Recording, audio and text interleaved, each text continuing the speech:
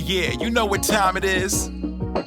It's time for the Geekenders podcast. MegaRan, Jesse and Dodger, what up? Let's go. Yo, it's the weekend. Yeah, it's time to geek out. Let it begin. Go on, stream and shout. It's Jesse and Dodger, so give them a follow and see what the Geekenders are all about. Yo, it's the weekend. Yeah, it's time to geek out. Let it begin. Go on, stream and shout.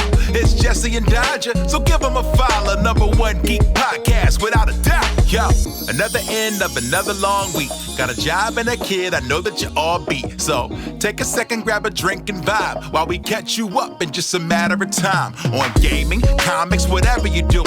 If you're nerdy like us, then you know you should tune in. Thank you for sharing our world with us. Now follow, subscribe, and turn this up. Yo, it's the weekend. Yeah, it's time to geek out. Let it begin. Go on, stream and shout. It's Jesse and Dodger, so give them a follow. #1 geek podcast, without a doubt.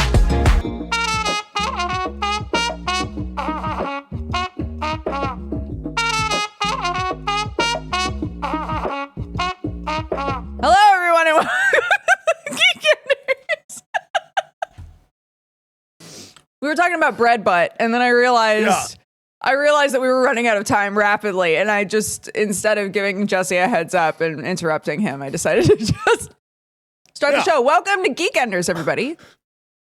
I must be very clear. I don't know what you heard or thought you heard, but Jesse likes butt, just not bread butt. Too much bread butt is a problem. I was explaining that I had to make a sandwich with the butt sides of bread for both sides of the sandwich. Yeah. And we agreed that that was too much butt. That a sandwich with the butt side for one end, but a normal sliced bread slice for the other end is fine. But 2 butts is too much butt. It's too much butt for a sandwich. It's too much butt. Yes. For a sandwich exclusively. Hilariously, I was going to say how good your sandwich looked because I thought, based on your camera footage, thought it was focaccia. Some sort of like delightful. You cut it down the middle, and it was going to be like airy and crunchy at the same time. No, God. And who knows what you put in the middle? No. Instead, I'm just basic ass bread butt. I'm trying to rip it like jerky. Yeah. No, thank you. That's not cool. Although, admittedly, your version of bread butt is legitimate bread butt, not go to the grocery store, buy an American loaf of bread, where somehow the butt, while still not great, has roughly the same consistency as the rest of the bread. I can't tell like if cake. This is a indictment or if you're like happy about that. No, I'm saying that you have what we in the industry call real bread. And not industrial sized loaf. I see. So, I say this because I just bought a loaf of bread last night because I, for some reason, had a real hankering for a peanut butter and jelly sandwich. I don't know why. And I had no bread, so I needed bread. Yes. Okay. No, it's fine. Keep telling your story. Okay. And I because I'm that guy who just, I don't know if it's because I grew up this way or whatever, I don't ignore the butt. I just work my way through the loaf. So my sandwich last night was half a butt and then a normal slice of bread. And while disappointing, it wasn't bad. You know what I mean? But having real bread, having been overseas and or been to bakeries here in the States, the end of a loaf of bread kind of sucks. It just does. What are you going to do about it? I mean, even if you get like a beautiful baguette, the end pieces are just harder to chew through. There's more crust going on, you know? Yeah. So unless you get one of those baguettes they used to make, oh my God, my brain just died. It's way too early. The Vietnamese sandwich that is banh mi. Those are some dope. I don't know what magic they use to make those baguettes, but good God, every time flawlessly delicious. So I don't know. Bread. Bread, baby. I should start using my bread machine again. Entire civilizations were founded on it, so it's got to be good for something. It's true. And it's the perfect delivery vehicle. Look, bread is great, and bread by itself is fine. But man has not invented a better delivery vehicle for other foods than bread. Bread is like... What is the requirement for delivery? Because you could argue that pasta soaks up a bit of whatever you're putting on it, but and so it bread travels together. Nom, nom, nom, nom, nom, nom. Pasta to mouth? Nah, it's a mess. You have to have a whole That's other what I'm thing, a saying. fork. So delivery meaning like you can put a thing on bread and then leave with it. And yes, and you can do anything on bread. You can take that pasta, you can put it on the bread. People be doing that. People do be doing that. Yeah, bread is like pasta. You need a fork. If you're gonna do rice, there's a bunch of different utensils. Sure, you could go, whoop, but the bowl's the delivery vehicle, not the rice. Bread, much like a tortilla or a taco, which again I'll allow in the bread category. It's a delivery vehicle. Doesn't matter what you put on it. It's gonna take all that goodness and deliver it right to your mouth. Perfect. Bread, we have not done much better than that. We peaked as a species. Right. Yeah. You can stick whatever you want on that bread. It's great. Bread, it's awesome. I was watching a video where the people in the video were English, and they were talking about pot noodle sandwiches, which I think is basically taking a cup ramen, the noodles in a cup ramen, and putting it on a sandwich. And I was like, that sounds like an incredible struggle meal. Sorry, Hello? my internet just died. That's okay. What do you think I said? You were about to say how right I was, and that you love delicious, delicious bread. That is exactly what I said. Yeah. Good. All right, we don't have to return to it. Got it in one. No, what were you saying? I'm sorry. No, it literally was just, I was talking about how I watched a video where these English people were talking about having a pot noodle sandwich. And I think it's literally, because pot noodle is sort of the version of cup noodle over here. I think it's literally taking the noodles from a cup noodle and putting it on a sandwich, I think. And I was like, that sounds like a classic struggle meal, right? It's just like, yeah. I mean, you'll see people, sorry, Aussies, but like that weird, and I don't want to say weird in a mean way, but it's weird. The like sprinkles on bread situation, whatever that's called, where they put like the candy sprinkles on the bread, hundreds and thousands or whatever those sprinkles are called. Yeah. And like bless bread, perfect delivery vehicle. You want to butter that up? Great. You want to throw meat on there? Great. You want to put whatever the hell you want on there? Sam, fairy bread. That's what it's called. Yeah. Go nuts.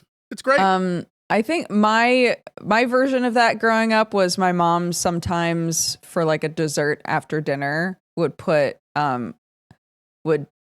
toast bread and then put a sprinkle of sugar and let the sugar like melt on the bread and then put cinnamon on top and we'd eat that. Absolutely. I love a good cinnamon sugar bread. You can't absolutely take that slice of bread, butter it up, put some cinnamon sugar and just let it sit for a hot sec. And then you're just like, I've never had it with butter. I do the butter. Obviously this is an everyday thing or else I would be even more of a mess. We eat this every single day. Every single day. This is something that's how I start my mornings. Look, next time you're talking with your American friends, be like, so did you have your cinnamon sugar bread today? Yeah. Cinnamon toast. It's great. And it's like, but the butter is the soak. And it soaks up the stuff. So here's my thoughts on the non-butter version. If you have toast and you put cinnamon sugar on it, if I go to bite into it and I sneeze or breathe, it's going that way. I don't want that. The butter keeps it in. Obviously, I'm not loading it up with butter. That would defeat the point because then you lose the cinnamon sugar flavor. Right. It's about balance, people. You got to know. Plus, you got to know what bread you're working with. Like some breads are superior for certain situations. Like I'm not going to go get some dense ass bread for my grilled cheese. But there are breads that I think are better grilled cheese breads. Just like I think there are better cheeses that are better grilled cheeses. But there are also better breads that are better sandwich breads. It's a world. And you go into it and you embrace the bread. And for many of you who are like, I can't eat bread, Jesse, embrace what you can eat then. Put some meat on like a broccoli and enjoy that. Sure. Yeah. I'm not going to tell you not to have that. Have fun. Put a meat on a broccoli. Put a meat on a broccoli. Put a meat on a broccoli. Jesse. 2025.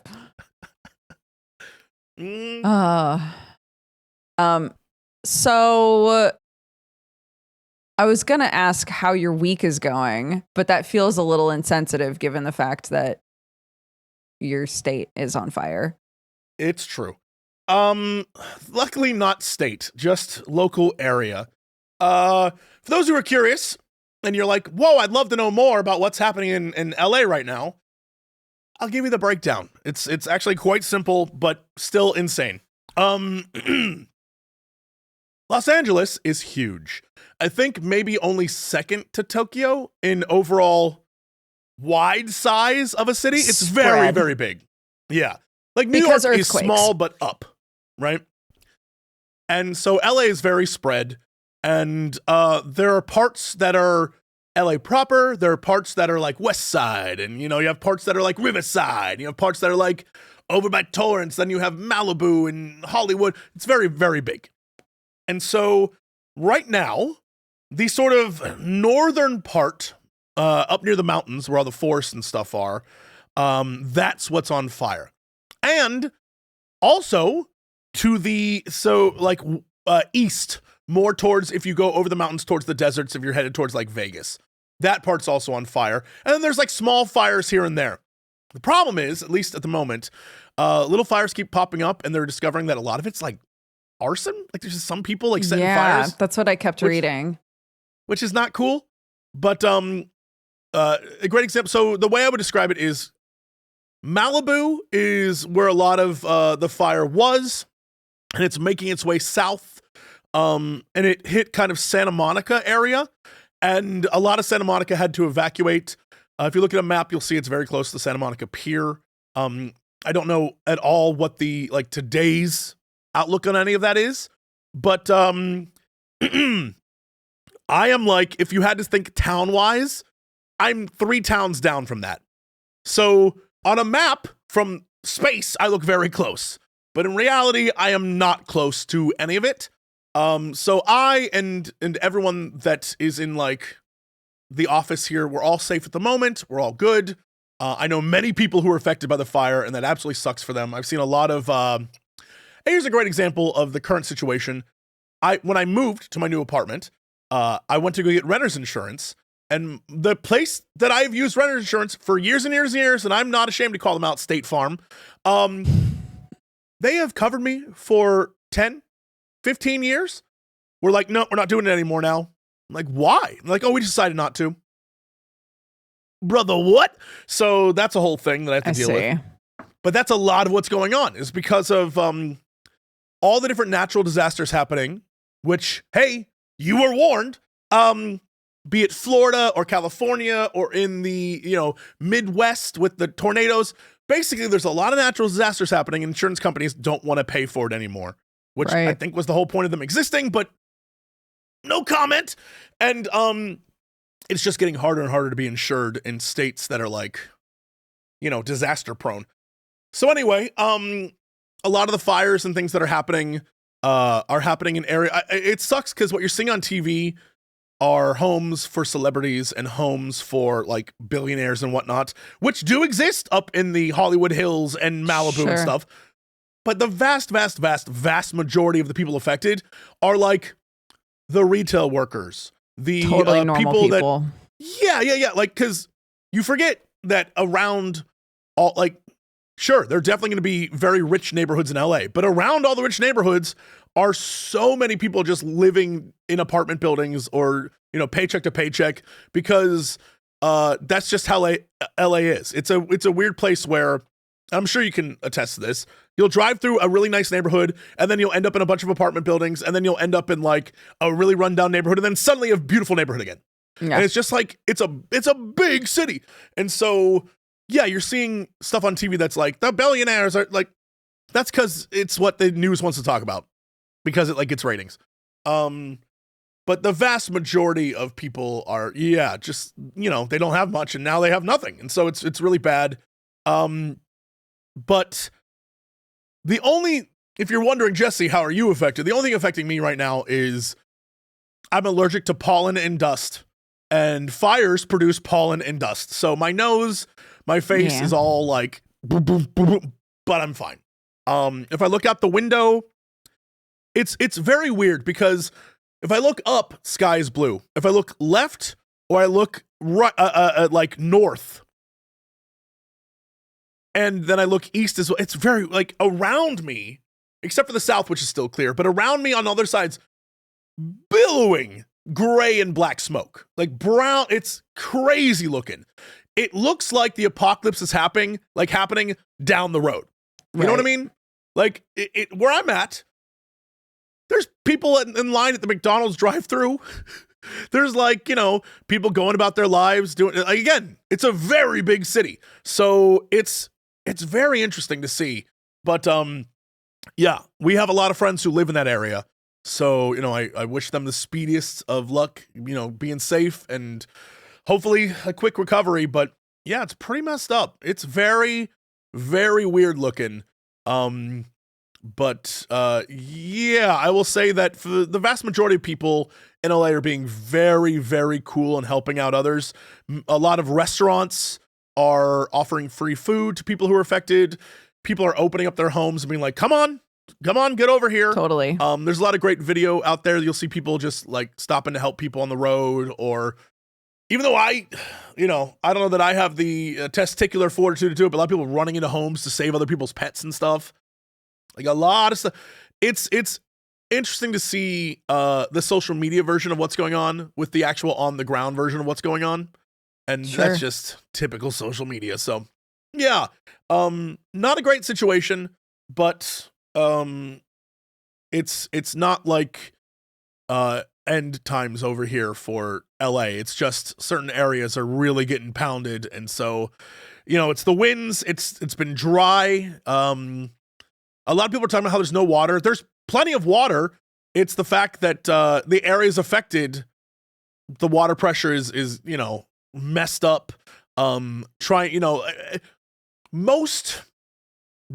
doesn't, I'm going to say this, not a professional, but something I remember from being a kid. Mm-hmm. Most fire hydrants operate on a block basis, not on this fire hydrant's going to stop a forest fire. You know what I mean? Right. It's not going to do that.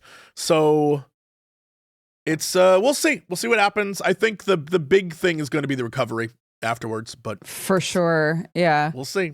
Yeah. I've seen a couple of the like disaster relief companies saying, everybody's been so awesome. We actually have everything that we need right now. Like if you drop off more stuff, won't be able to use it. So give it to a different group, right? Which is great. Cool. But is it, last time I checked in, they were still at 0% containment, which is crazy. Do you know if that's changed? There are different, the thing is, what's crazy is there are different fires. So if you look at it, you can literally go, if you're really curious about it, you can literally go to an LA fire map.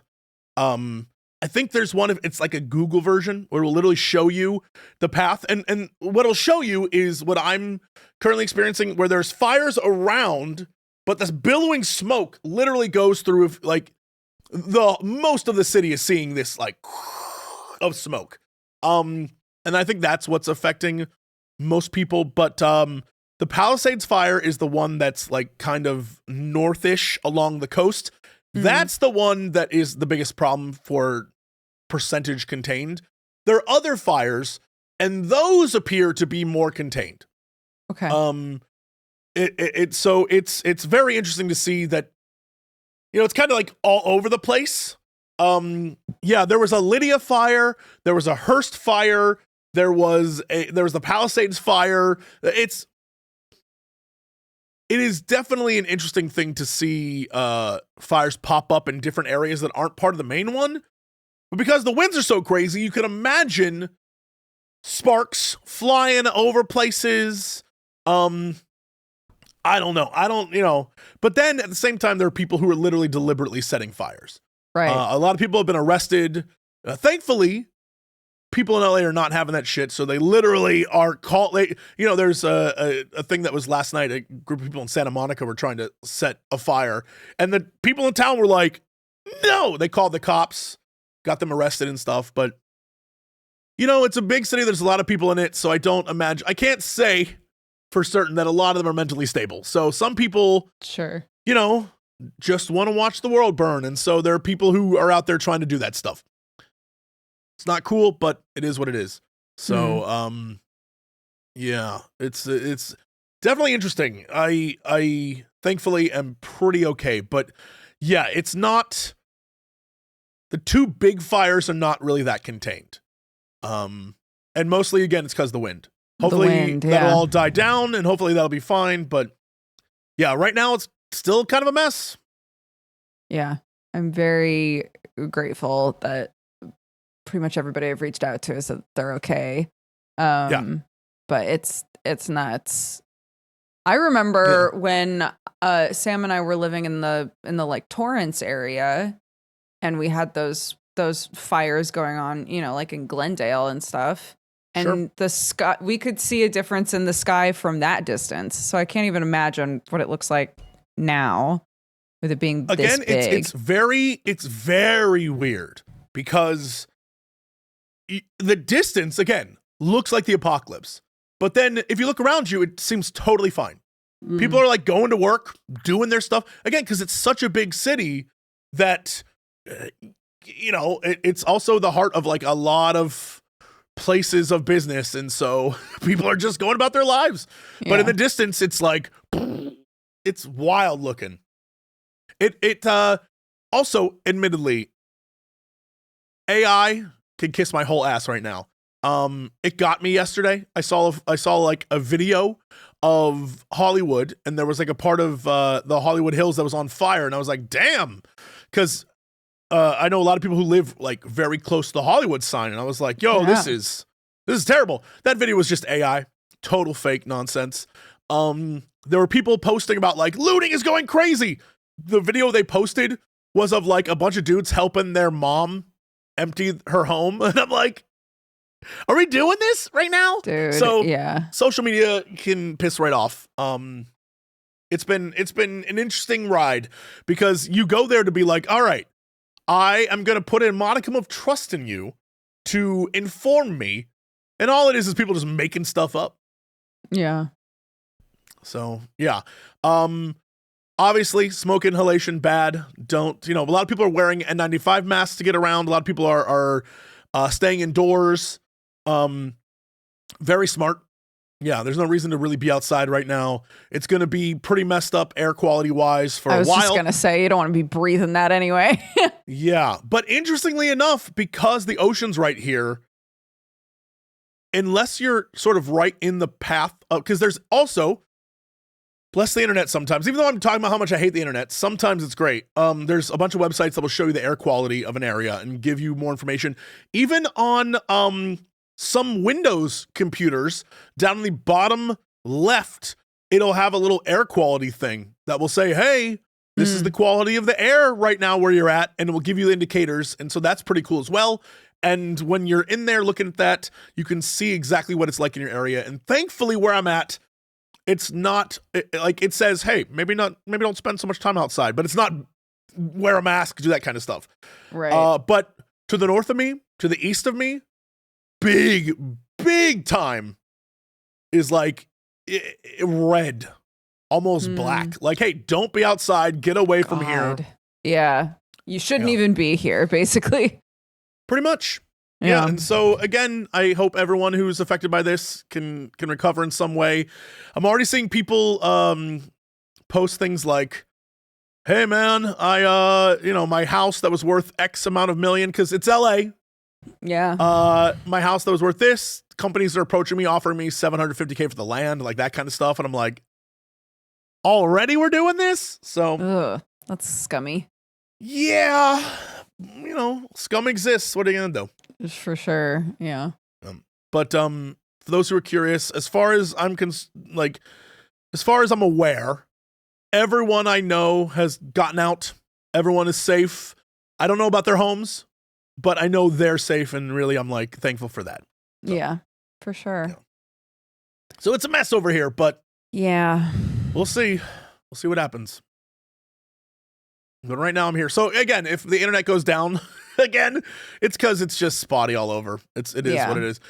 Yeah, I keep getting messages from the cable provider that's like, hey guys, there's a fire. I'm like, no, I'm aware. This might be the one time you don't have to send me a message. Like, I get it. We're good. I can fill in the blanks. Yeah. So who wants to talk about fun stuff? I can tell you a thing that I had to do last night. Go on. Because of our weather, which is that it got cold enough last night that I had to bring the chickens into the guest room.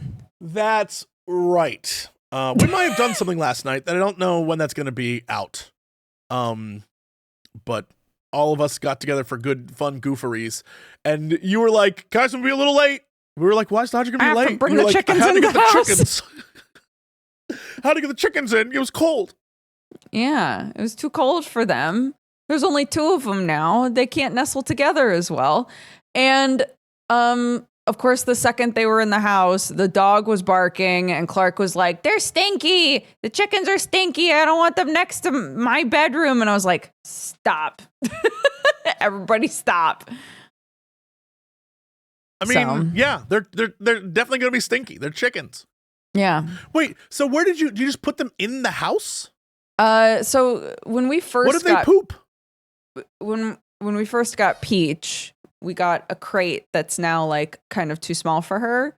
So I've just kept it for, whatever weird animal emergencies might happen, like this one.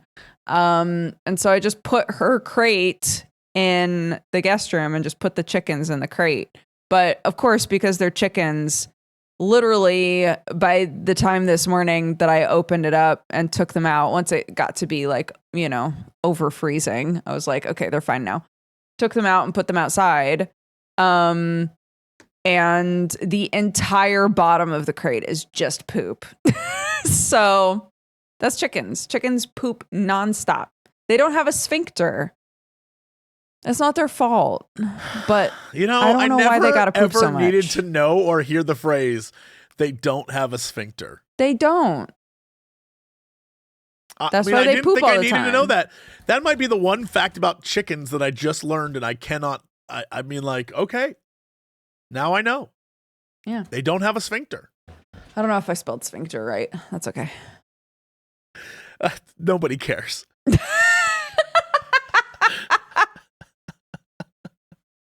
Someone does. Someone saw that pop up as the topic and went, wrong. I can't. So chat is, I saw when you said I brought the 2 chickens in, chat said yes. 2? What's that about? Yeah. Well, 2 of them have been eaten by a mysterious thing.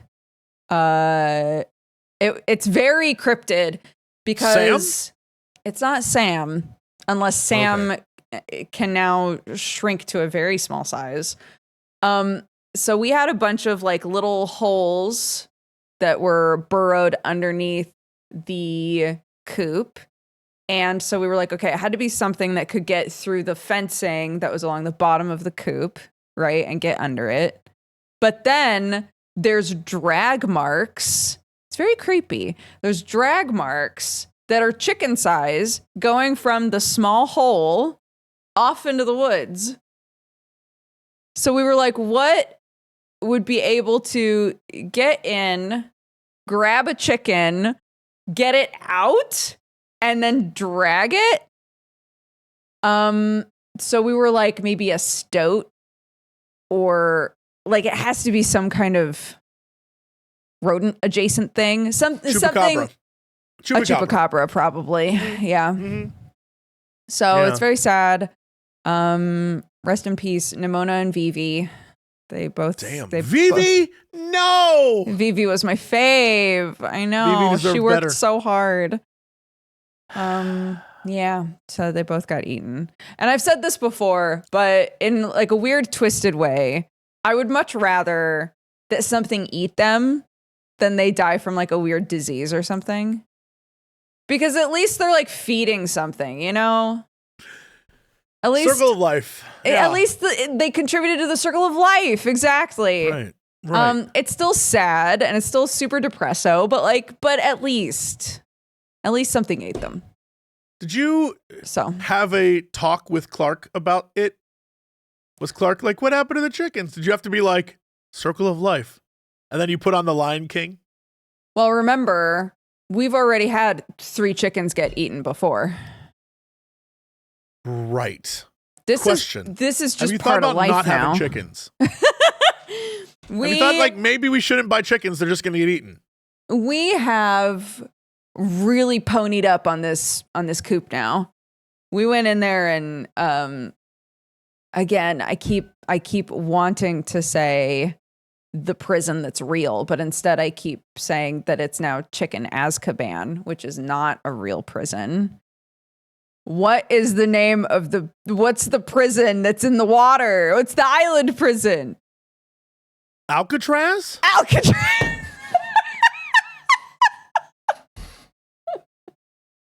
You know what's really stupid? I want to admit something. As you were saying, what's the prison in the water?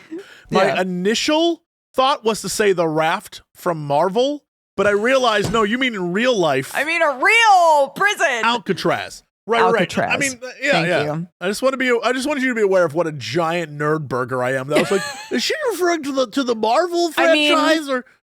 I keep, instead of saying Alcatraz, saying Azkaban. So neither of us are doing great with that. But you thought of it, and I couldn't think of it. So you just have to call it the Rock. I appreciate you. And you have to do it in Sean. No one gets off the rock. Right? No one gets off the rock.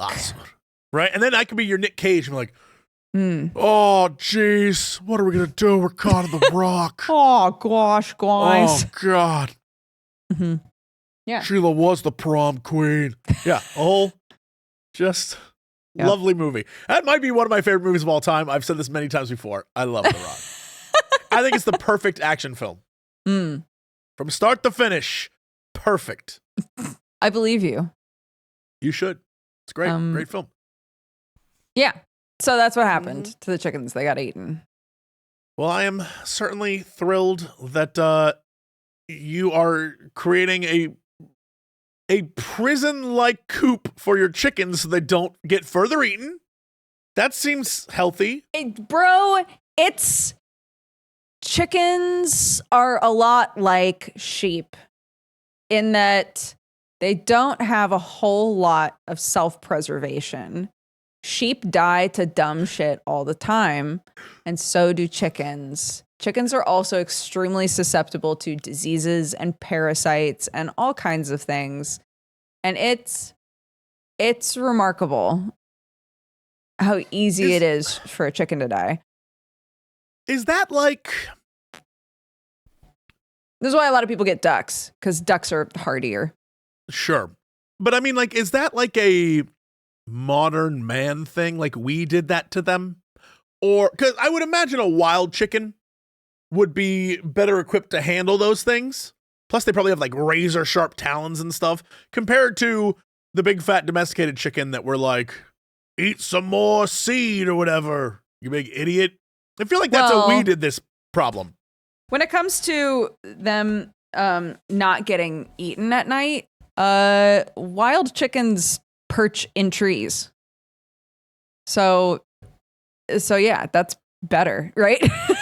Yeah.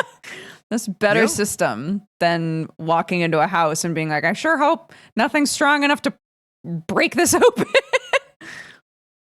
Speaking of chickens and our feathered friends, sure. I saw a video where some guy took updated modern science for archaeology and dinosaurs.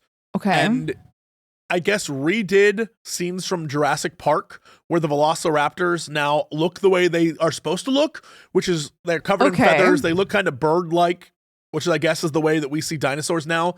That sounds pretty kick-ass. And I'm going to let you know. I hate it. I don't like my dinosaurs looking like chickens. I want them to look like terrible lizard things. And I hate it. I was like, I know this is real. I know this is better than what we have, but no, don't like it. I don't like this. I don't like that they're like, they literally have like wings that like, I'm like, no, I want my dinosaurs back. I grew up in a time where the Stegosaurus had a second brain in its butt. And you're telling me that wasn't real? I just can't deal with it. I get why old people get the way they get, because science and information changes so much that you're taught one thing and you like that one thing, and then someone's like, actually, that's not the way it is anymore. And you're like, it's the kids who are wrong. That's how Right. I feel about dinosaurs. That's how I feel. And I just, for some reason, I think they look cooler when they're like lizard-esque instead of bird-esque. But Sure. it is what it is. So, what the hell do I know? Whenever I talk about how my kid is doing math now, someone will inevitably be like, but how are they teaching it to her? Are they doing new math? Sure, sure. And I'm like, I don't know. I don't remember how I was taught math. I don't get. However they tell me to teach my kid math, I'll figure it out. I don't know. It's the same with the ABCs, right? So my kid goes to goddamn preschool or whatever, and they're like, just so you know, so that we're all on the same page and we're all teaching in the same way. We don't just do the ABCs anymore. The ABCs. I heard this. Yes. You learn the ABCs by the sound that they make, and that way it actually informs learning how to read. And I was like, makes sense to me. So we still sometimes, like, she's almost 7, and she'll still sometimes be sitting there spelling something, and when she's spelling it, she does the sounds instead. Is that a big deal? I don't think so. I think, I didn't go to school to be an educator. It makes sense to me that you would learn the ABCs by the sounds that they make. That makes sense. They straight up changed the ABC song. Did they? Yes. And I couldn't sing the new version if I even tried because I don't know what it is, but they changed it. And that really upsets me. Duh. What's weird about that is I feel like that's also a lie, though. To sound out things, you're only setting up kids for failure, especially with the English language. So kids, from what I can tell, they will get lists of common words that don't obey the rules. So we can say, but there's shit tons of words that don't obey the rules, right? But for little kids, it'll be a list of just like, here are words that you're going to say all the goddamn time, and they don't follow the rules. And that's okay. You just need to know how to spell them and what it sounds like when you see these letters in this order, Sure. So they have worksheets for that sort of stuff. Yeah. It reminds me of that old Gallagher bit, which, by the way, not a great man, but a very funny bit about not a great man, but a good bit. That should be a shirt. Where he does, like, he has a thing and he shows you like dumb and bomb and like numb and all those things, and how the English language is just a complete shit show. Right. It is very funny that one of my favorite things is when people get really upset where people who have English as a second language don't nail it right away. I'm like, yo, are you nailing it right away? Because sometimes it's a lot. There's a lot of words that just are nonsense. But also because I think English steals from a lot of places. Like we'll take words from French or Spanish or whatever, and we'll use those even though they're pronounced totally different. It is what it is. Yeah, numb and tomb. Right. Should be Tom, right? No. Tomb. But Tome is tome. Like that's the bit. And it's just, like, ugh. So as a child, I can't even imagine. If I recall correctly, they teach that by saying if there's an E at the end, you make the sound with the vowel as though the E is next to the vowel. Sure. But then, yeah, I see in chat, dough and cough. Only difference is a D and a C. Mm-hmm. And so I can only imagine trying to learn that again. Thank God I don't have to. I have never been more thankful of anything in my life. Learning that again? No, thanks. That's why people are like, you're going to learn another language? I'm like, I tried to learn Spanish. I know enough to understand what you're saying to me, but I don't have the confidence to repeat it back. Sure. That's where I'm at. here are my dear listener / viewer. If you have a small child in your life who is learning how to read, here are 2 hacks that I've implemented. You ready? Oh, hack boy. number 1 is if you have a smart TV and it has the Spotify app on it, there will probably be a button for lyrics. Put on songs that they like and then make it so that the screen is just the lyrics. Oh, that's cute. And then while they're yeah. singing along, they can also read it. Number 2, if you don't do this already, which I already had this as a built-in thing, but number 2 is just to put on subtitles. That makes a lot of sense too. Put subtitles on the TV all the time. Every show that they watch. If they're obsessed with a show, if they watch a movie over and over and over again, have the subtitles on. And as they're saying the lines along with the characters, because kids love to do that shit, it will click like, oh, that's also the words that are on the screen. 2 hacks that have worked really well for us. And what music are you playing for Clark with the lyrics? Currently, Kendrick Lamar. Currently, it is specific vetted songs from the Arcane soundtrack, and interesting. And her current like hyperfixation musical movie is the Loud House movie.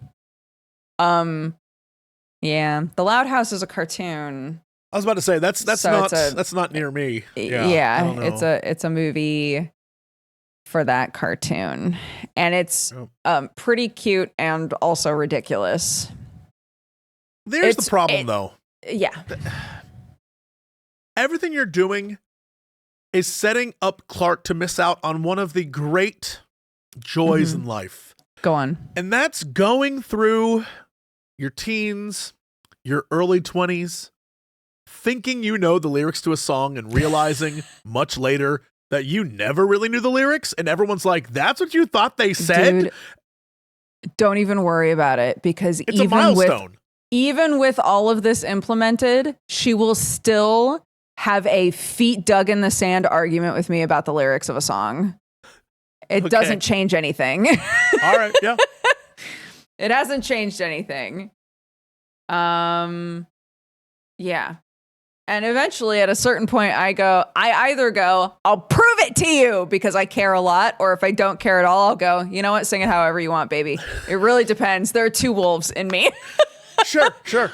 You know. Honestly, I sometimes think my fake lyrics are better than real lyrics. I agree. Yeah.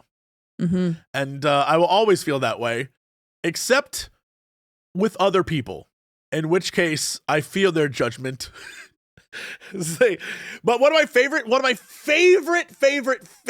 song lyrics to hear people talk about is let me ask you a question. When he says, "Don't bring me down," what follows? I don't know. What song is that? Chat, what follows that? Don't bring me down. A lot it's of people in chat, either I see Bruce. Goose or I Bruce. See Goose. It's neither of those. It's neither of those. It's not Bruce or Goose. It's neither of those. Please, it's not Spruce. It's what not song Whoosh. Is this? It's not Lewis. Please take time, look up what the real lyric is. What song is it? It's an Ayala song, and it is a Groose. Full lyrics. Now ask yourself what that is. Groos. Now ask yourself what a Groose is. A Groose is slang from the time period. Amazing. But today means nothing to us. And people have put stuff in there, and it's not a bird. It's in reference to a certain type of person, and and it's just very interesting to me. So there you go. I think Blinded by the Light is another great one. Blinded by the light. I know wrapped that song. up like a. I don't know. here's the thing. It's not rapped. It's revved. And it's not a douche. It's a deuce. It's so interesting to me that like that's one of those things where, yeah, wrapped up like a Bruce. No, it's not. Yeah, those aren't the. Yeah, it's clearly it's a car reference, right? But it's one of those things where like people just can't nail the lyrics, and they spend years and years and years thinking it's one thing, and it's clearly not. Love it. Love it. Those are some of my favorite bits of collective. We all just decided we didn't know what it was, so it is what it is now. Deal with it. And frankly, here for it. Mm-hmm. And so I worry you'll deny Clark this. Right. When Clark is trying to sing arcane lyrics. She loves Paint the Town Blue specifically. She loves that song. Of course. Clark didn't watch Arcane though, right? Of course not. Sure. I was about to say I wonder if Clark wants to be like that little girl, but I was like, no way you'd let Clark watch that. No. All right, yeah. Okay. I think 6 might be a little young. Right. For Arcane, yeah. Sure. Is Clark Can you imagine if I said yes? Chat would have been like, huh? Sorry, what were you going to ask?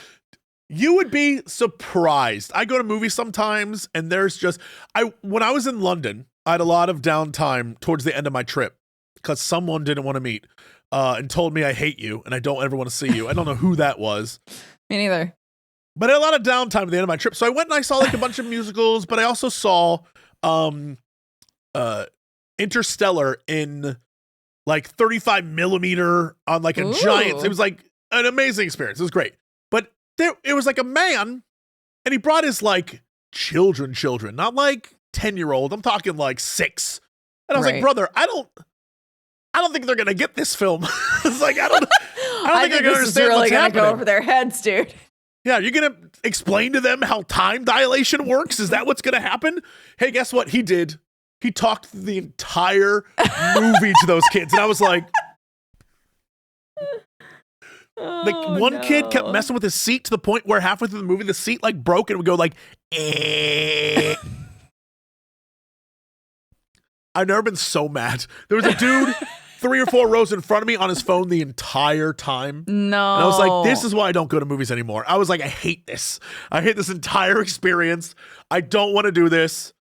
And the thing is, they don't regulate it. No one comes in and is like, hey guys, get off your phone. They just don't care. And I'm like, nah. I'll wait till it comes out so I can watch it at home. I was like, my TV is fine. I'm all right. I don't need it big. Ridiculous.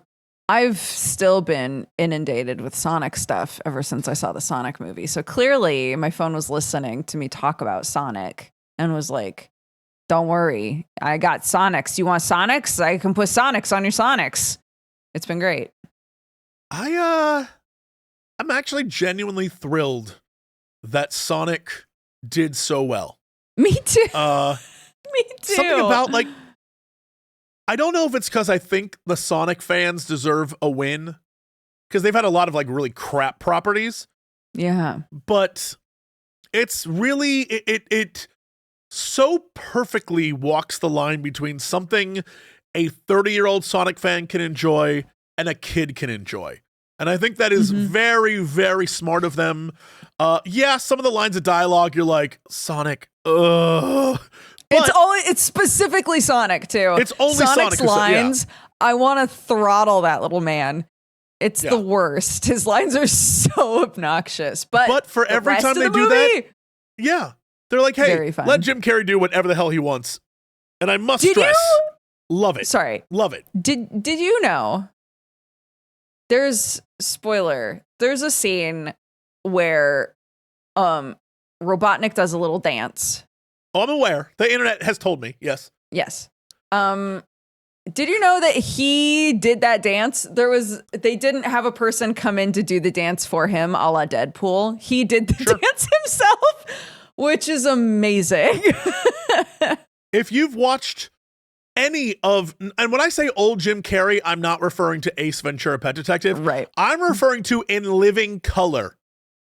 Jim Carrey on In Living Color, which for many of you is probably too old. You were not born.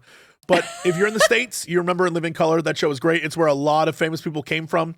Jim Carrey, that was his big break, and he would dance all the time because in Living Color they had fly girls who would do little dances in between sketches, and he would show up and just do that half the time. So the man got some skill. So yeah, absolutely believe that he would be the guy who just starts dancing.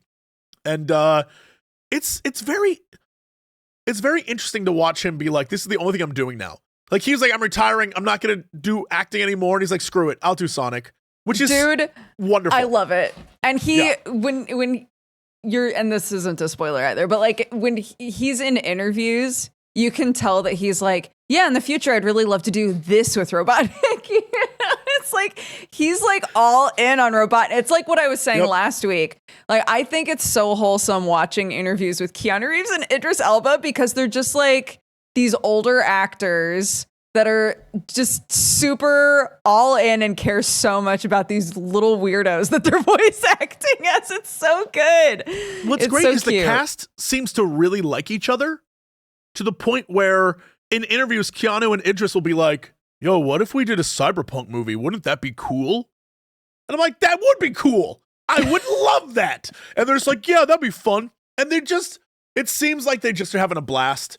And I absolutely love, going back to Jim, that the man literally, the last big thing I saw him in is he was straight up just like, it was when he was like, I don't even know, going through something where he, it might be one of my favorite quotes from him, where he was talking about how when he started the industry, he was one way, but it wasn't who he was acting. But everyone saw him as that character, and he literally was like, you either pretend to be that thing the rest of your life, or you show people who you really are and risk them hating you. And that's your choice. You either go to your grave pretending to be someone you're not, or you risk everything. And he was like, this is who I am. I'm not happy all the time. Life kind of sucks. It is what it is. And then he like vanished for a while. And then he's like, hey, I'm back and I'm only doing Sonic. And honestly, I'm here for it. It's so I good. love that. Yes. I know exactly what quote you're talking about. And it's real. It's real for all entertainment. And I think it resonated with a lot of people in a lot of different sorts of situations. Like that concept, that idea applies to so many different like struggles in life, right? That it all just comes down to like, you can either keep it up forever and be miserable, or you can drop it and just see what happens, right? Sure. I mean, it's especially true with people who, not even like in the entertainment industry, but just in life, put on a mask to go around and be a way for people when at home they're not that way, but they want to be perceived that way. And it's like a lot of effort. Mm-hmm. And in reality, if you just were yourself, you probably have a lot more fun with life. And I feel like Jim hit that, where he's like, you know what? Screw it. I'm going to keep making these. I get paid. I get to act like a fool. Kids seem to enjoy it. So screw it. And then everyone on set's like, being with Jim's amazing, man. Yeah. All right. It sounds cool to me. That's great. It makes me very happy. Yeah. It seems like they're having so much fun on set doing these movies. Honestly, I think that's the key to it, is they are having fun making a video game movie instead of like, I am so worried about the announcement of a Horizon Zero Dawn movie. Yeah. So worried. I don't know what they're going to do, but it's Sony, and I'm convinced they're going to come up with some terrible way of retelling the first game in a 2-hour movie, and I'm going to be like, why did we do this? I don't know what their strategy is, but God help me. It's impossible. You can't do that.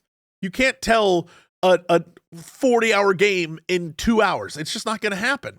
So yeah, we'll see. I mean, like, taking an idea of Sonic, which is little blue guy runs through rings, is vastly different than here's a massive 40-hour. Like, the reason why I think Last of Us worked is because Last of Us, they were like, it's a series. There's gonna be 8 episodes, and we're gonna cover. They covered things that weren't even in the game, but they could do that because they had space to work with. They're like, we're gonna tell an 8-10 hour story.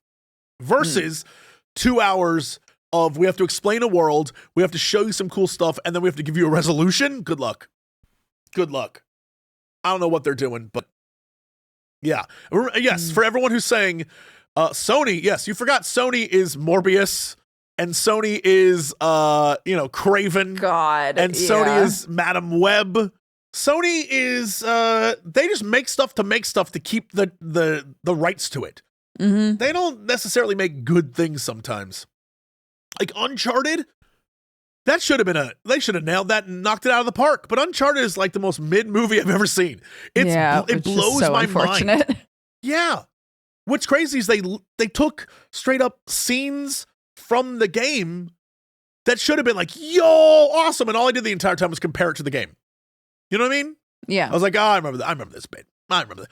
Meanwhile, I see in chat, Uwe Boll, that man doesn't even try to be like the games, which in a way is kind of refreshing, even though the movies are terrible. He's like, yeah, Resident Evil is about a rogue AI that chops people up into cubes. Like, is it, dude? Okay. Sure. Yeah. It kind of reminds me a little bit of the Venom movies and how you can tell with the Venom movies, they're just like, I don't know. We're just having a good time. What's crazy I don't know what we're doing movies, here. As a person who watches the Venom movies out of sheer curiosity, the fact that they were like, we're going to set up Null. We're going to set up some of the greatest villains in the Marvel universe.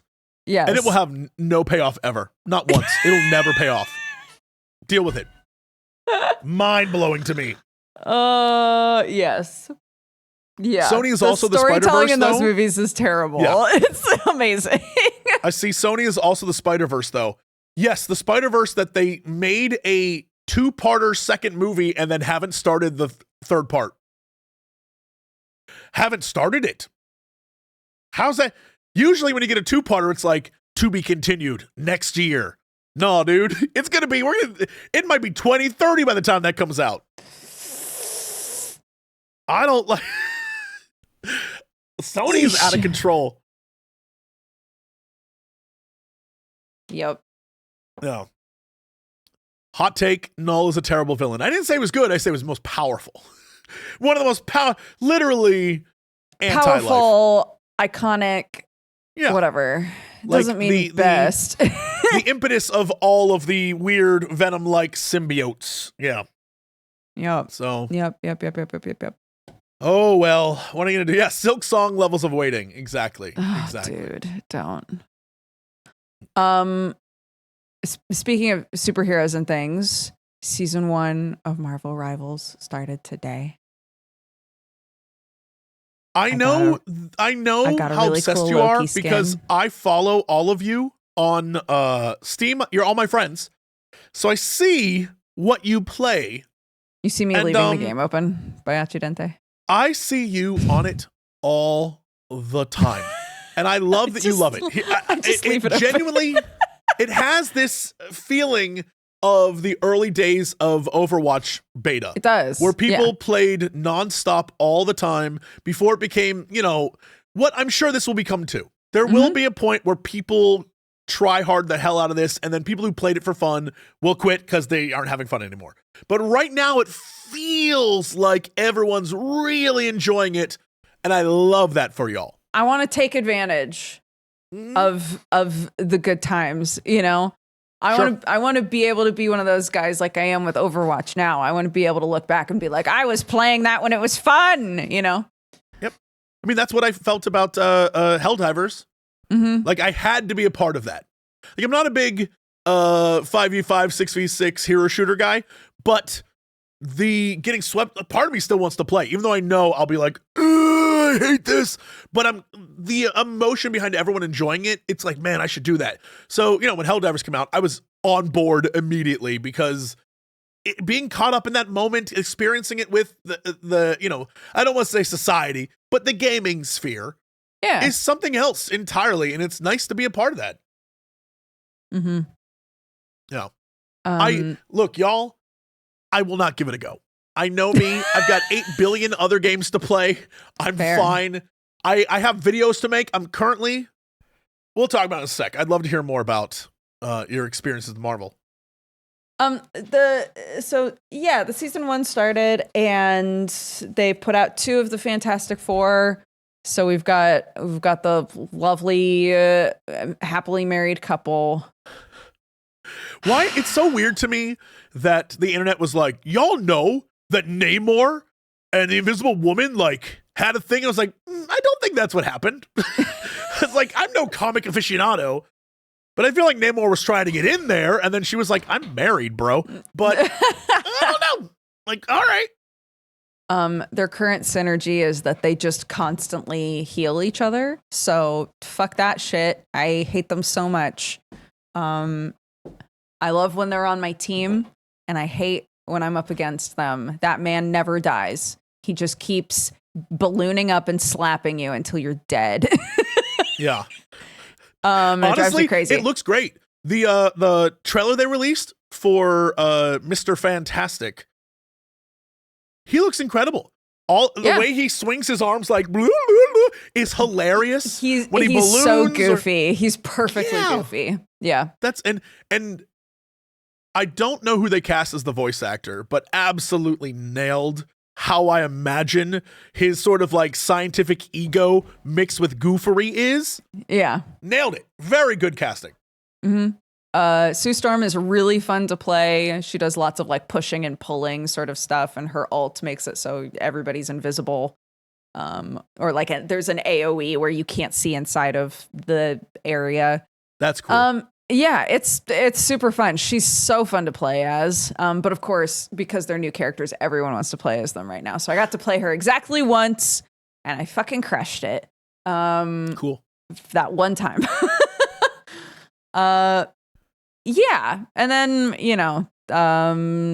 all of the skins that came out are like Yucky Boy skins. They're all like nasty looking, and I love them and I want them all. It's the Darkhold, right? Yeah.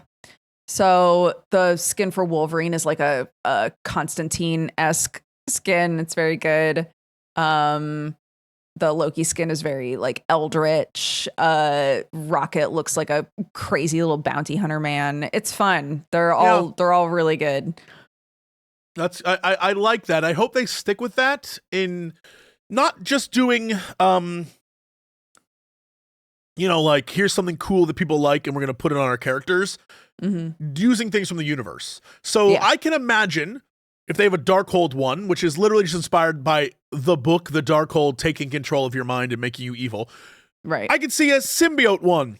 I could see one where they were like, oh yeah, this is, Age of Apocalypse version, or this is, this, so many different versions. There is so much to work with. There's so much. Yeah. They just need to not drop the ball. Yeah, and you don't need to go outside. Drop the ball.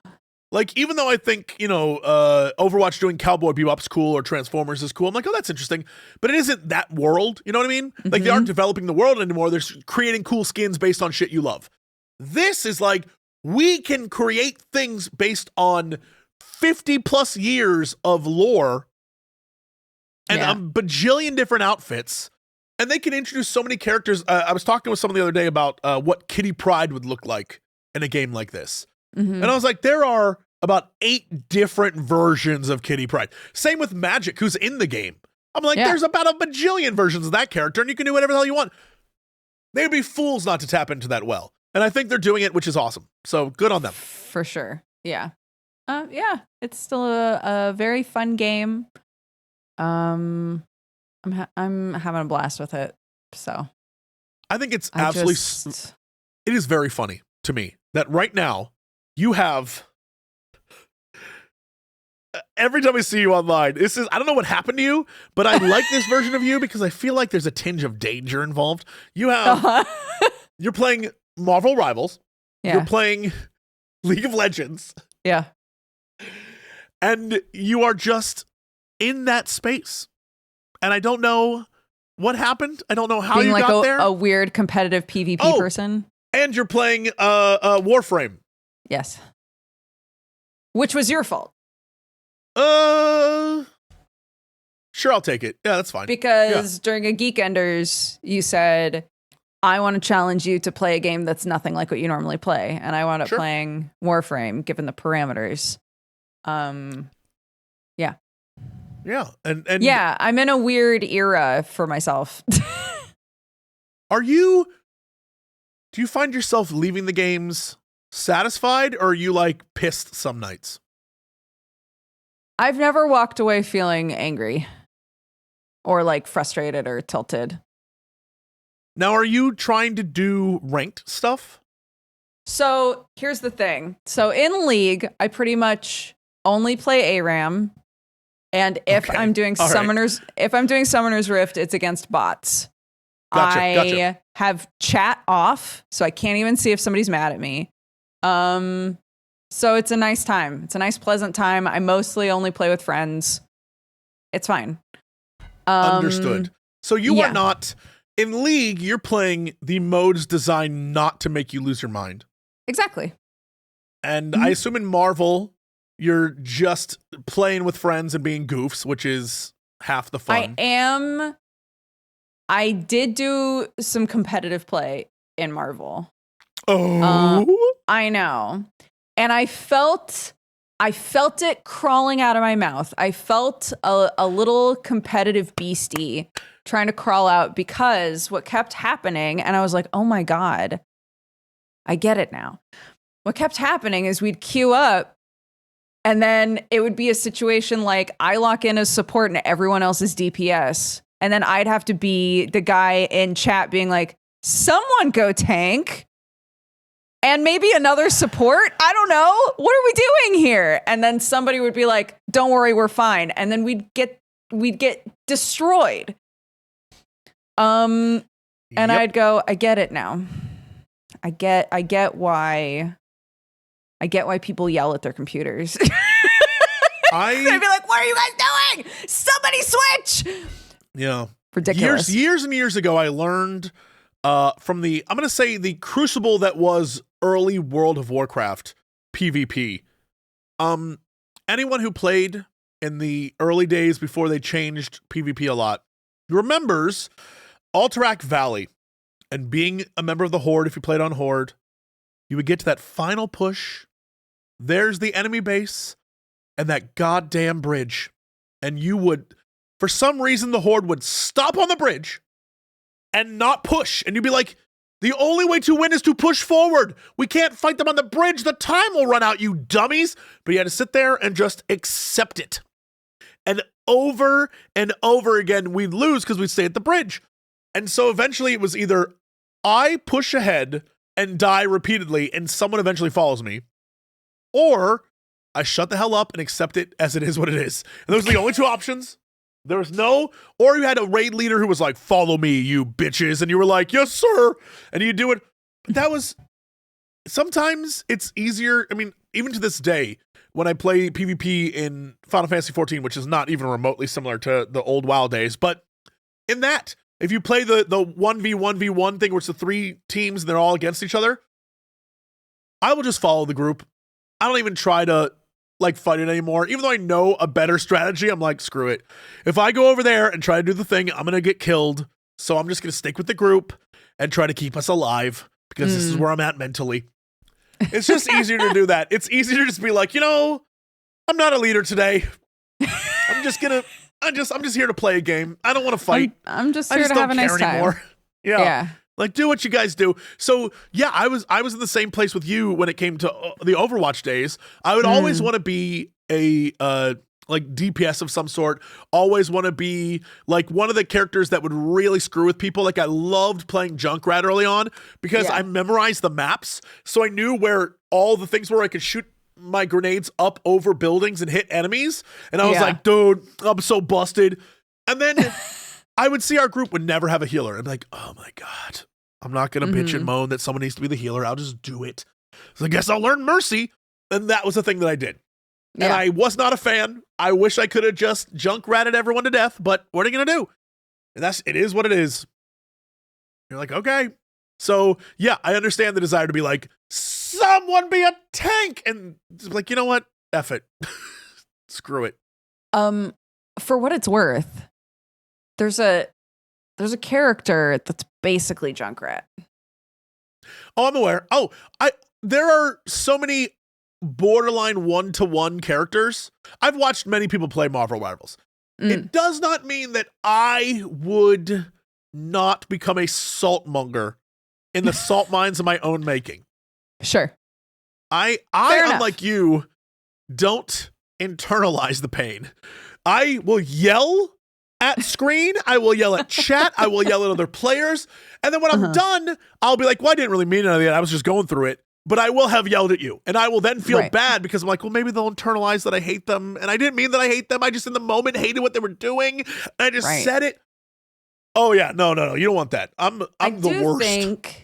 I do think there are a couple of variables that feed into that.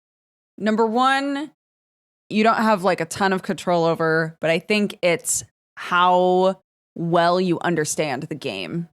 I think the better you understand the game, the more likely you are to get angry because it's that thing that happens with our brains, right? Where once we understand something really well, we forget what it's like to not understand it, right? Right. And so you get more frustrated with people quicker for not understanding the same things that you do. And number two, with ranked stuff, seeing the number go up and then failing and seeing the number go down is such a mind fuck. It's like so different from playing just queuing up for, just a casual game and being like, well, we lost. Let's queue back up, because it doesn't stop you to be like, remember how you lost? That's worth negative 40 points. Yeah. Anyway, queue back up.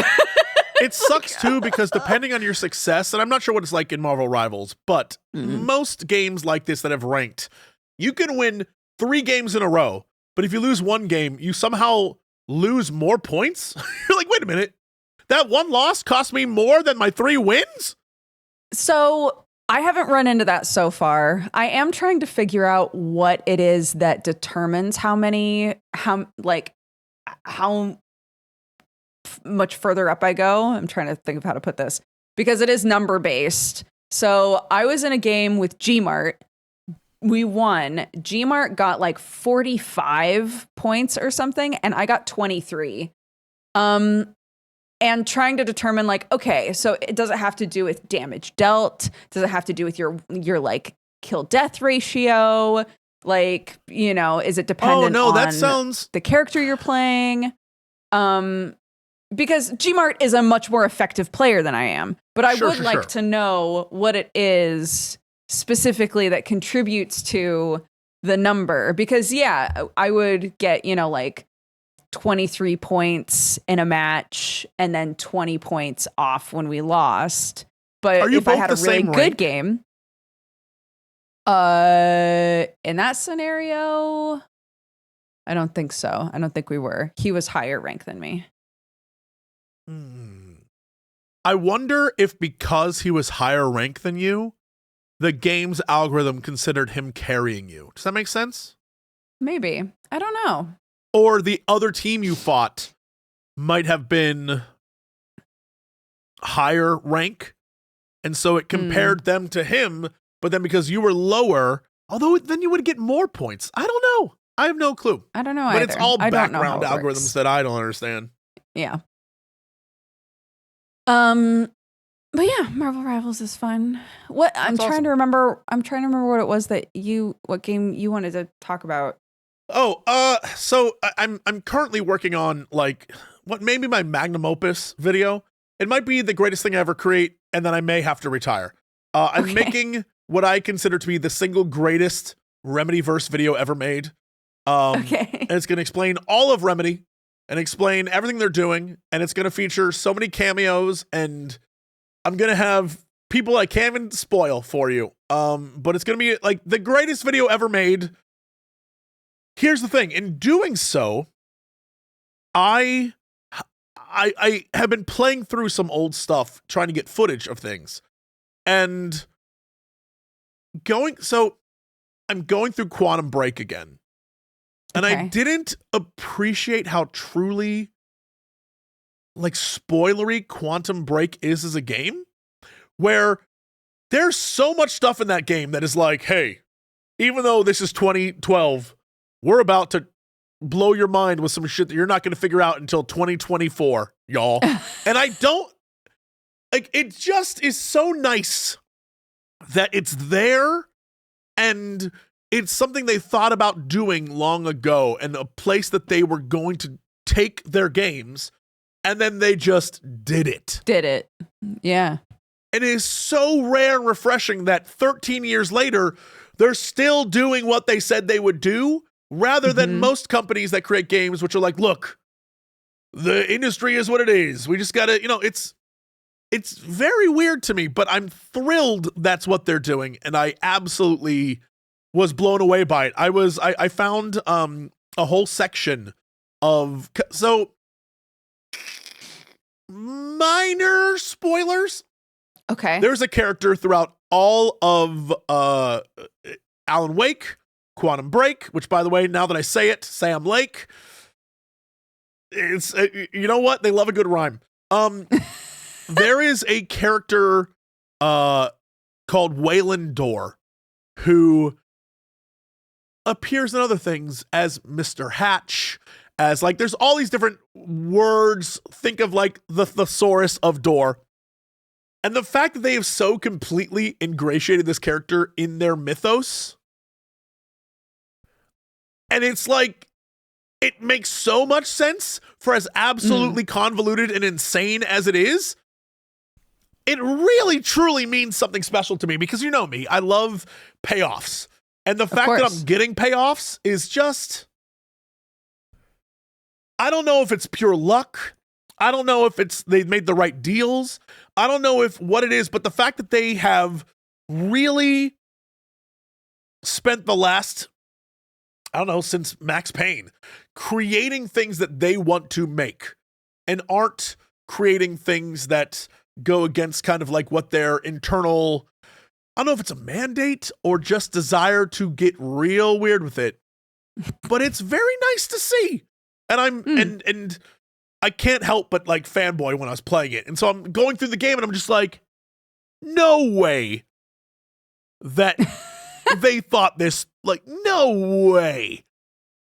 But what I think what it really is very much like when I would think about the way that they wrapped up the Final Fantasy 14 storyline. And at the time I was like, I no way they thought about all this stuff. But really all they did was somewhere they had a list of every loose thread, and they said, okay, we need to pull on all of those by the time we're done.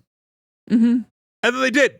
And that's really what it was. And so it makes it seem like, oh my God, this is the greatest thing they've ever created, because they really just someone paid attention and was like, we should probably wrap those up. And that's kind of what's happening in the Remedyverse, except the Remedyverse, because they've got like really good writers, they will also just be like, hey, what if we have a game called Quantum Break? And then in another game, we have a guy who's the same actor from Quantum Break show up, but his name is Tim Breaker. And you're like, Time Breaker, dude? Time Breaker? And it seems goofy and silly, but if you're in it, you're like, we cook it now. What does this mean? What does that mean? Right. And it's that kind of thing that's just like, you guys love it. And so that's why I want to make this video, because it's just like, I cannot stress how much I love what they're doing and what they're creating and the universe they're making. When I obsess over something, I obsess, and I'm fully obsessed over the future of what they're doing over there. So I was going back through it this week, trying to grab footage of things that I wanted. And boy, oh boy, did I discover things. I was like, shut up. No, that's not right. That can't be. What do you mean? And they did it. And it's just, what a treat. What a joyous little treat that is. How far along in on making this video are you? Is it like a long ways off? It's a long ways off. My hope, my plan is before the game Firebreak comes out, which is the 3-person, kind of like, I imagine, Left 4 Dead-ish style.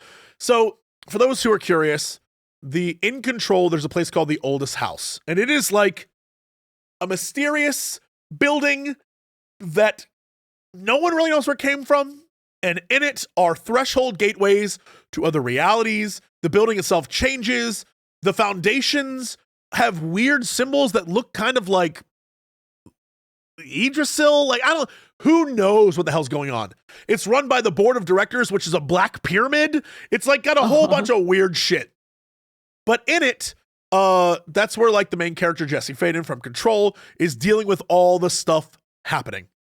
And in Alan Wake 2, we learn that contact with it has ceased.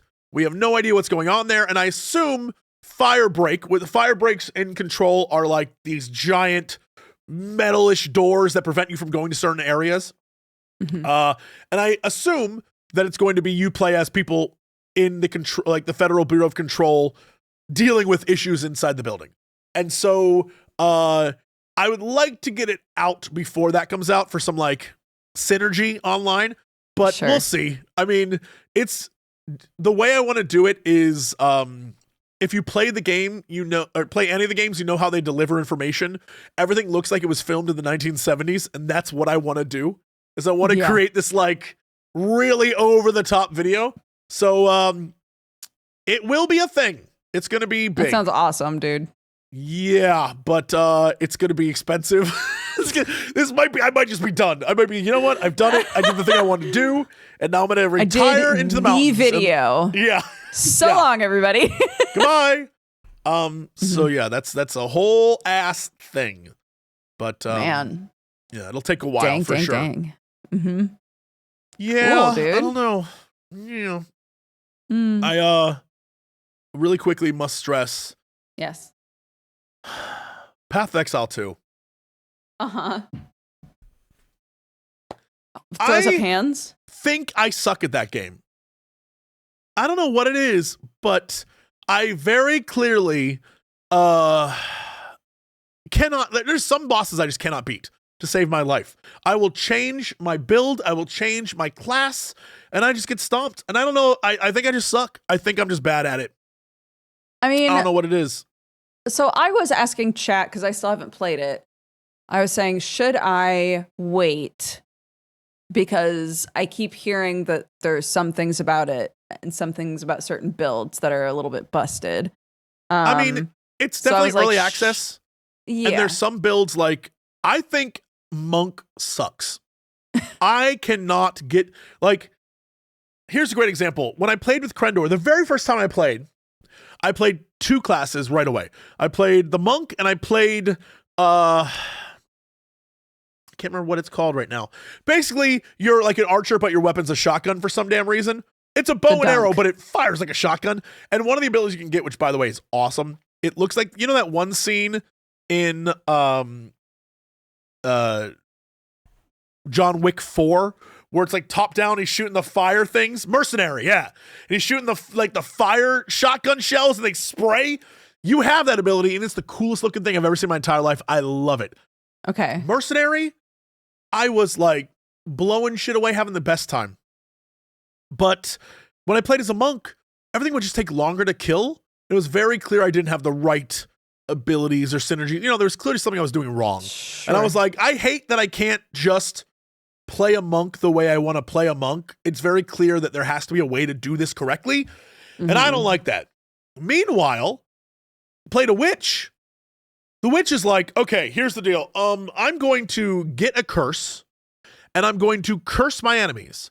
And then when I kill them, I'm going to resurrect the enemies into skeletons, but the skeletons still have the curse. So when they die, they curse other enemies. So I have like a rolling wall of curse, and I kill things so quickly and I feel like a badass. And I'm like, well, I want to feel that way all the time. All the time. Yeah. But I don't. I simply don't. And so right now, the only one that I seem to be doing well with is a witch. But the problem with the witch is I'm like overwhelmed with button pressing. And if anyone knows me from any game I play, I want the unga bunga-ist of abilities. I want to press 4 buttons max and go, bop, bop, bop, bop, you're all dead. And I just, it drives me crazy that I can't do that. So, yeah, I mean, like, everyone's like, yeah, I've seen monks do incredible things too, which is why I wanted to play a monk. But to start, I just was not vibing at all. And sure, monk 20 levels in may be amazing, but level 2 monk was boring the hell out of me. It is what it is. And then I think I was strong. Then I get to a boss and the boss would be like, bitch. And I'm like, So I don't know. I feel like I'm just bad at the game. I don't want to say it's the game's problem. I just think I suck. And so we'll see. We'll see. I definitely love it.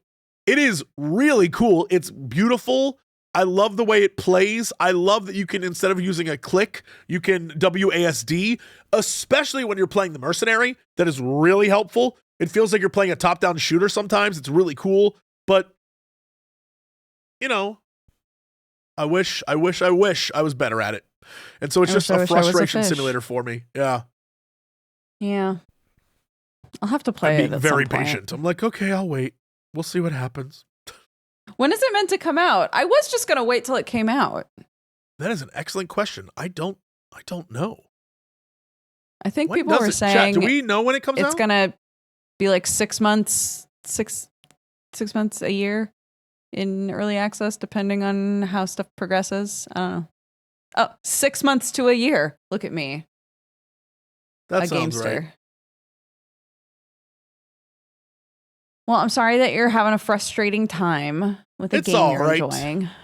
Yeah, it's okay. I'll somehow live. Yeah, I mean, I like it. I don't know how. I'm just not good at it. It's frustrating for me, but I'll be all right. Yeah. Yeah. Is it that time? Is it time for news you can use? It is time for news you can use. Hell yeah. Well,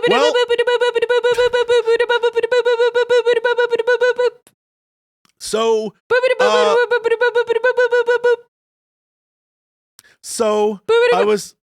I was waiting for the third one. Good on, you know what? Comedy, it's the rule of three. Comedy comes in threes. Yeah, it comes in threes. So a lot of interesting news about the new Assassin's Creed. One, maybe it got delayed again. No one's really sure. There's a lot of talk that it was delayed again, but I will try and look it up right now, but I didn't see confirmation of that. We'll see. Yeah. Oh yeah. It's delayed another month, now arriving March 2025. So I don't know what that means. I don't think we should read too much into that, but people will, obviously. Of course. And then we got some information on apparently DLC leaked, at least according to IGN. So, take that for what it's worth. But I guess it adds a new map and over 10 hours of content. Whether that's good content or good map, who knows? But you travel to a new region, and there's new weapon types and new skills and new abilities and things like that. And I guess that, we'll see. I think what's interesting is that everyone on social media was talking about how Ubisoft was like, hey, we are trying to get together and figure out a way to really help ourselves as a company and find ways to invest. And everyone's like, make good games, bro. That's it. That'll do it. But I don't think that's what Ubisoft is about anymore. I think it's about shareholders and stocks. So yeah, we will see. Unfortunately. Yeah, but I guess they're trying to scramble because Star Wars Outlaws didn't perform as well as they'd like it to. Even though, aside from the Force Stealth, which is now out of the game, it's not that bad of a game, really. So we'll see. But the new Assassin's Creed, again, I hope it's a good game. I want a good game. I love good games. We shall see.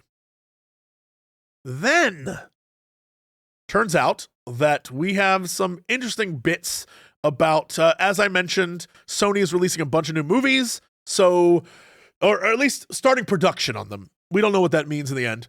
But, right. Well, I am curious about the Horizon Zero Dawn one. Really? I'm actually very excited for the Helldivers movie. I hope it is as campy and stupid and fun as I want it to be. Yes, absolutely. And I need to really nail the genre here. Yes. The best thing I could hope for, and I genuinely mean this, is those dudes who when they watch the Bugs movie, the Bugs, the Bugs, and they shoot the Bugs, and you'll play Starship Troopers. Right? Boy, I'm having a rough one today. I would love if the dudes who think Starship Troopers is meant to be taken at face value think the same thing with Helldivers. Like, I want it to be such satire that people are confused. I want to have the same experience. I want to see the movie, and I want dudes in the audience to be like, for Super Earth! Like, I want that. I want it to be so absolutely over-the-top, goofy fun, but in a way that people, are like, I don't want people to get the idea, like, I don't want it to be on the nose. We're satiring, like, aggressive... we're liberating this world by destroying it. Like, I don't want it to be on the nose. I want it to be really what the game was like, where people were caught up in it. We all understood what it was. We got it. We didn't need you to point it out for us. We got it. Yeah. That's what I would like. I think that'd be really fun. I agree.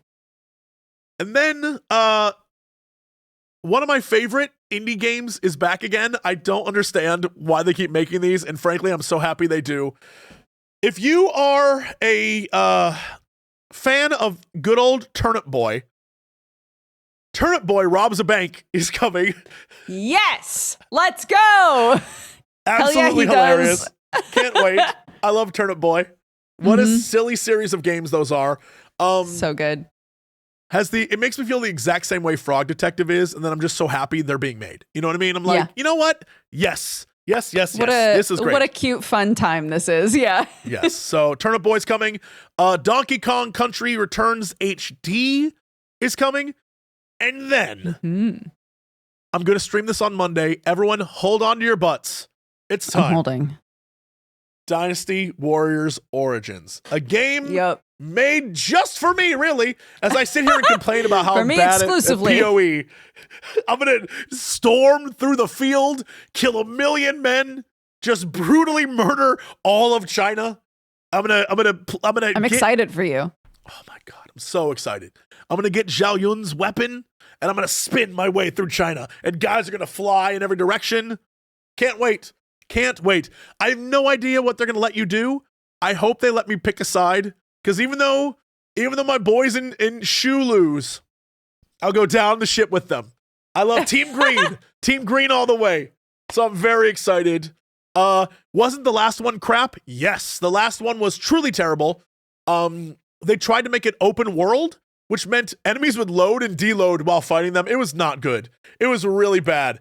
But they changed back to the old formula, except now you have a main character you play as, and you can upgrade them and change them. But the maps, the battles feel the same way as they used to. And honestly, I'm here for it. So the demo for the new one, you can play it right now. It's really good and actually quite challenging. The end of it is literally like, how long can you last against Lu Bu? I remember you talking about this. Not very long. Sir Is the story new? That is an interesting question. Probably not, because you can only, it's Romance of the Three Kingdoms. It was only you can only reiterate it so many times. Yeah. So you can change things, but big fan. So that'll be Monday. I'm so excited. That is all I want to do. Next week, you may not ever hear from me again. I may go back and live in China for a little bit. That'll be it. Okay. And you'll be like, Jesse, what happened to you? And I'll show up with like a long beard, and You'll be drinking from a jug, and I'll be like, well, if it isn't Dodger, you think you're gonna fight me? By the way, all the voice acting is amazing. I love Dinosaur's voice acting. It's like, yes, welcome to the battlefield. Yeah. Oh yeah, I'm so excited. Maybe one day we can get you in one of those games. I would. That's the real goal. The only Dynasty Warriors I want to be in is like one of the old ones that is already done. Like back in the day, they did not know how to pronounce the names, and they didn't try. And so we got great things like Cao and his son Cao P. And Cao's bodyguard was a man named John Wayne. It was great. It was one of the best things they've ever. I miss those days. Now they actually pronounce it Cao P, Jiao Wei. Like they have like, whatever. Yeah. But back in the day, John Wayne, he's like, my son. There was a golden era and it already happened, is what you're saying. Yeah, it already happened. Now I have to like learn the language and do it correctly. Blah. Yeah. So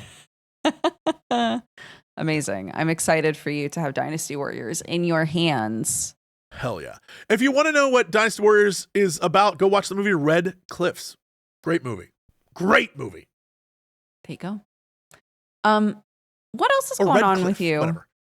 Jessup? Oh man, that's really it. Scary Game Squad stuff is coming up on the channel. Mm-hmm. We just did oh my god, Holiday Hotline, whatever. My brain just died. It's the hotline game that is based on the Home Safety Hotline. It's a very fun game. I think you'd actually enjoy it. It's not scary, but it's super weird. Essentially, you play as a person named Rebecca, who is the support line for. It starts out like, "Hi, I got some weird critters in my basement." You're like, "Oh, you have mice, okay," and then you send someone out to go deal with it. But eventually, it's like goblins and like weird creatures, and you have to figure out what it is based on the call. And so they released a holiday version of it. And so it's things like, whites and carolers, but the carolers are like crows, like these weird crow looking dudes. It's like a puzzle. You're trying to solve a puzzle of what it is. And at the same time, the more you fail, the worse it is for you, because it's like something's going to get you, like that kind of stuff. It's very, the newest one, the holiday one, the Yule Lads are in it. It's very, very clever. I don't want to spoil what the gimmick is, but it's very fun. I think you would enjoy it. Home Safety Hotline, very cool. And then because everyone on planet Earth asked us to play it, we've already done it and filmed it and recorded it. Mouth washing is coming, so get ready for that. And more big goofery coming your way. And hopefully, if you're waiting for the VODs, the end of Indiana Jones should be up soon. What a great game that was. So good. The last 2 hours of The Great Circle might be some of my favorite Indiana Jones stuff they've done in a while. I am so glad they're making more, and I must stress, please remake Fate of Atlantis. Love Jesse Cox. That would be so cool. What are you up to? I'm still making my way through Sorry We're Closed. I had a weird week where my streams were like normally 5 hours, but instead we're like 2 because of doctor's appointments and things like that. So I'm hoping to like go hard on Sorry We're Closed at the beginning of next week. But I mean, aside from that, I definitely want to integrate some more like story-based games and get myself out of this competitive PvP universe that I'm in on stream. Try the It hotline. is fun though. Yeah, I brought it up. I brought it up so that I remember it. So maybe I think you will enjoy. rope in a Your friend chat will to love play it that too. with me. Yeah. We'll try it out. But yeah. Hey, if you want to come hang out with us individually, you can. But if you're like, but I love Geekenders, I like when you guys are together and talking about goofy shit. Guess what? You can watch all of the previous Geekenders on youtube.com/Jesse Cox, or you can listen to them on your podcasty stuff. And remember, if the VODs hit a consistent 200,000 views, I will get a Dodger mushroom person tattoo. But we've decided on a bonus goal. Before then, if we can get a consistent 100,000 by the end of this year, Dodger and I will release a Christmas album. We will. But that's on you. If you want it, that's on you. How badly do you want it? How badly do you want it? Is the thing. So, someone said no shot. Not with that attitude. Yeah. What's going on here? What's going on? Why gotta be like that? Oh my goodness. Take care of yourselves, guys. If you're somewhere experiencing a natural disaster or a man-made disaster, there are so many right now. Please be safe. Take care of your neighbors and send hugs to your loved ones. We will be back next Friday. Sure. So we'll see you then. My nose is so stuffed. My allergies are killing. My nose is so stuffed up. I have to blow it so badly. Go blow it. Goodbye. Bye. Yeah, you know what time it is. It's time for the Geekenders podcast. MegaRan, Jesse and Dodger, what up? Let's go. Yo, it's the weekend. Yeah, it's time to geek out. Let it begin. Go on, stream and shout. It's Jesse and Dodger, so give them a follow and see what the Geekenders are all about. Yo, it's the weekend. Yeah, it's time to geek out. Let it begin. Go on, stream and shout. It's Jesse and Dodger, so give them a follow. #1 geek podcast, without a doubt. Yo, another end of another long week. Got a job and a kid, I know that you all beat. So take a second, grab a drink and vibe while we catch you up in just a matter of time. On gaming, comics, whatever you're doing. If you're nerdy like us, then you know you should tune in. Thank you for sharing our world with us. Now follow, subscribe, and turn this up. Yo, it's the weekend. Yeah, it's time to geek out. Let it begin. Go on, stream and shout. It's Jesse and Dodger, so give them a follow. #1 geek